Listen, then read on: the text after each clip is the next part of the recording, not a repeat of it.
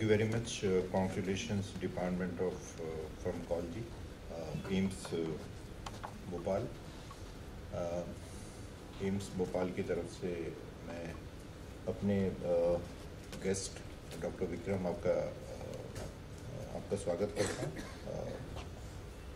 on the behalf of AIIMS Bhopal family and the department. You are most welcome, and I am sure that when you will speak, you will deliver the lecture, then many of the young minds who are sitting here will be benefited, and everybody will be enriched by your knowledge, and they will be able to in the position to do something new in near future.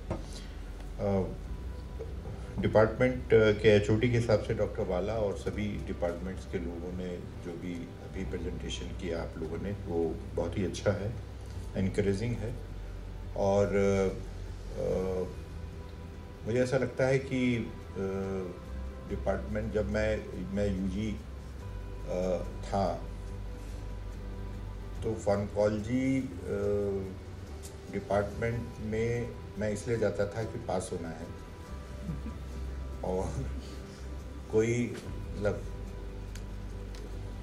बहुत ज़्यादा मेरे को कुछ बहुत ऐसा interest नहीं लगता था। लेकिन जो क्लिनिकल फार्माकोलॉजी करके जो आप लोगों ने, उस समय सिर्फ फार्माकोलॉजी हुआ करता था, जो क्लिनिकल फार्माकोलॉजी करके आप लोगों ने अपने को एक नया डायमेंशन दिया है, वो मुझे ऐसा लगता है कि आने वाले जो हमारे स्टूडेंट्स हैं या और लोग भी हैं, उन लोगों को एक नया एस्पेक्ट देगा काम करने के लिए, और एक नया इंटरेस्ट पैदा करेगा इस स्पेशलिटी के लिए। आप लोगों ने बहुत चीज़ें बताई जो आप लोग कर रहे हैं। क्लिनिकल ट्रायल्स, मैं सोच रहा था कि क्लिनिकल ट्रायल्स के ऊपर हमें और ज़्यादा काम करना चाहिए, और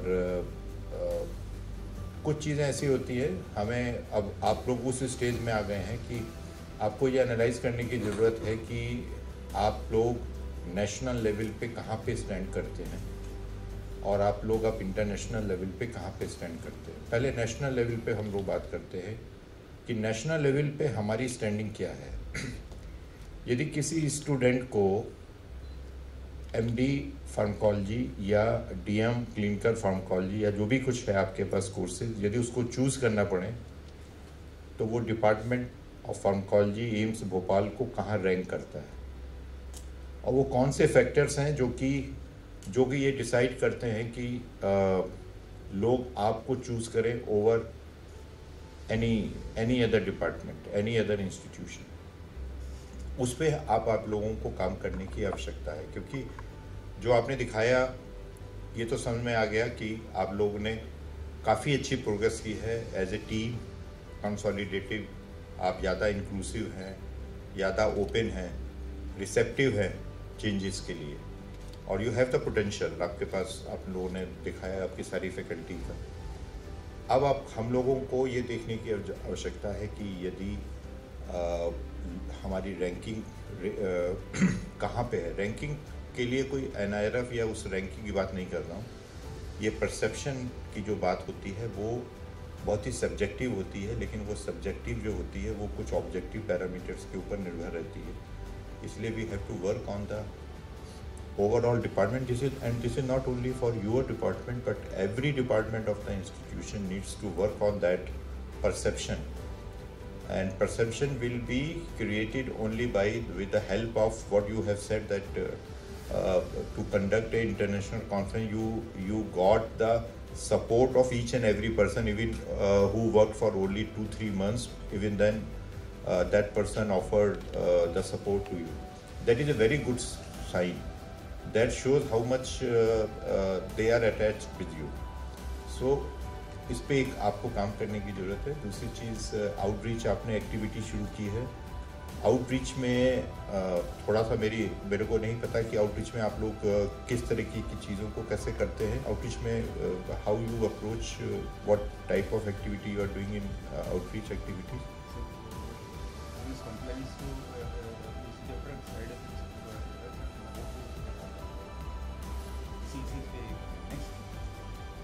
We have two national programs which is the priority of our Prime Minister Modi ji.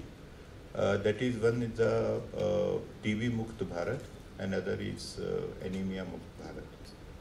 So, with the help of CFM, if your department can do anything, the compliance of the drugs, the whatever way you can give the contribution, and that contribution can be conveyed to the ministry and the policy makers, I think that would be a very good gesture as far as AIIMS Bhopal is concerned, your department is concerned. तो एक चीज़ तो मैं ये कहना चाहूँगा कि you should start contributing in the national program, especially these two programs पे आप लोग काम करना शुरू करें.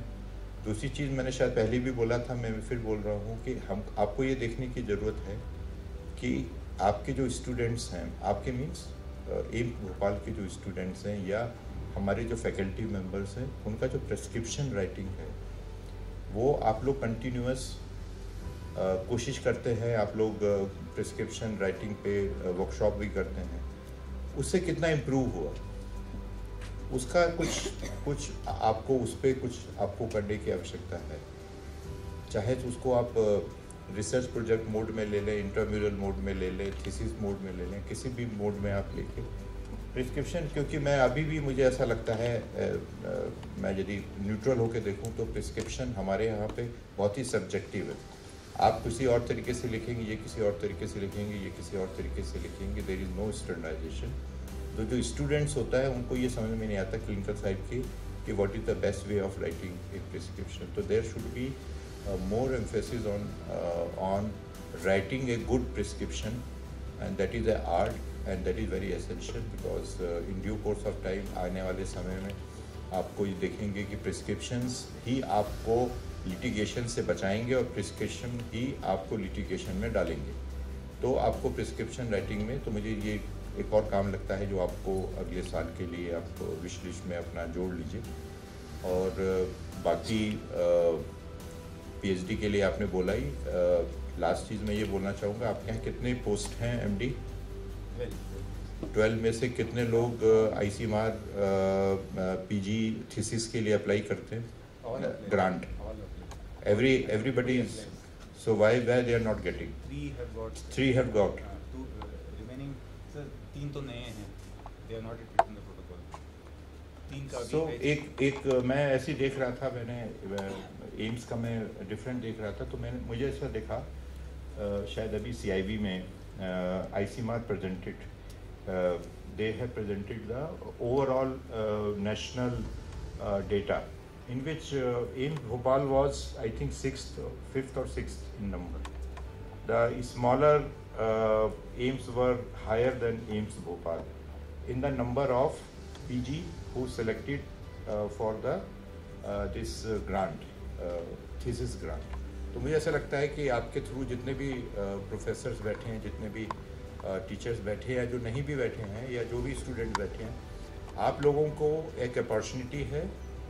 ये सिर्फ आपका मॉडल बूस्ट नहीं करता, ये आपके टीचर्स का मॉडल भी बूस्ट करता है, ये इंस्टीट्यूशन का भी मॉडल बूस्ट करता है कि आप लोगों को ये जो ग्रांट है वो आपको मिलना चाहिए, चाहे वो स्टूडेंट लेवल पे हो, चाहे वो थीसिस लेवल पे हो. या आप इन लोगों को बताइए कि there are many funding agencies which are supporting the presentation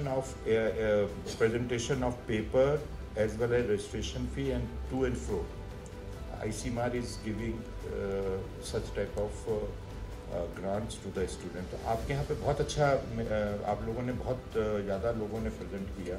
मुझे ऐसा लगता है कि ये और लोगों को, डिपार्टमेंट को भी देखने की ज़रूरत है कि किस तरीके से हम अपने स्टूडेंट्स को मोटिवेट कर सकते हैं, क्योंकि यही हमारे एम्बेसडर हैं, यही परसेप्शन को बढ़ाएंगे. जो ये फील करेंगे शायद यहाँ नहीं बोलेंगे, लेकिन बाहर जाके वही बोलेंगे, वही हमारी इमेज को बनाएंगे.